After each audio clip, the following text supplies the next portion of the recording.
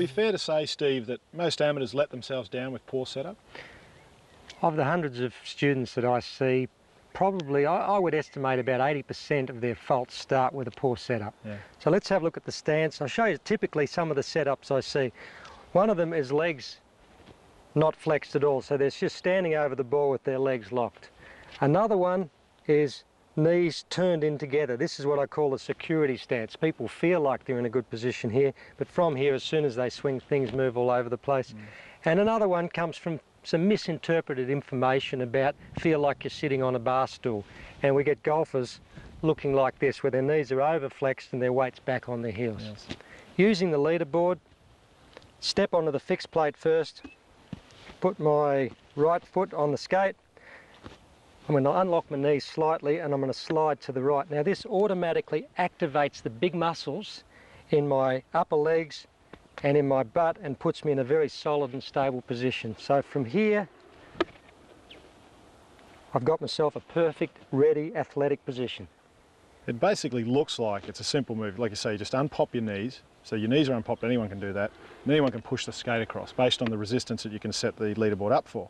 And then you're basically in a setup position because you've bent from the waist.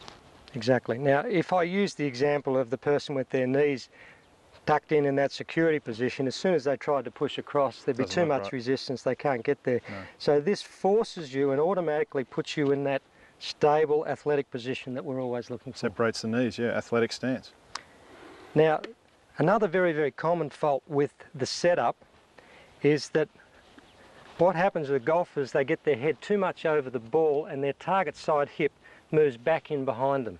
Now, every good player that we've ever seen, when they're at their impact position, their left hip is towards the target and their spine is tilted away slightly. This always allows the right shoulder to fire down the line to the ball. Yep.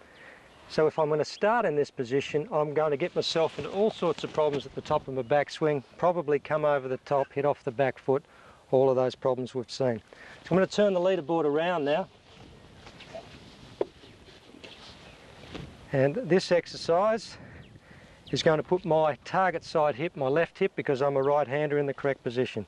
Standing on the fixed plate, left foot on the skate, knees flexed slightly.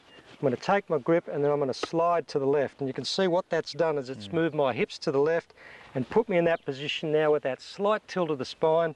My left hip is a little bit more towards the target than what it was with the golf in that bad position. Once again, if that left hip gets in underneath them and back, the skate starts to come back. You can see that definitely in the setup. Doesn't look like you can stay right and then push out to the left at all. Well, you just can't do it. So again, we get automatic feedback. We activate the right muscles and get ourselves in that athletic, stable, ready position.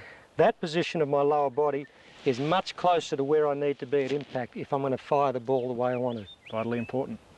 So that's how we use the leaderboard to get into the correct stance and setup position.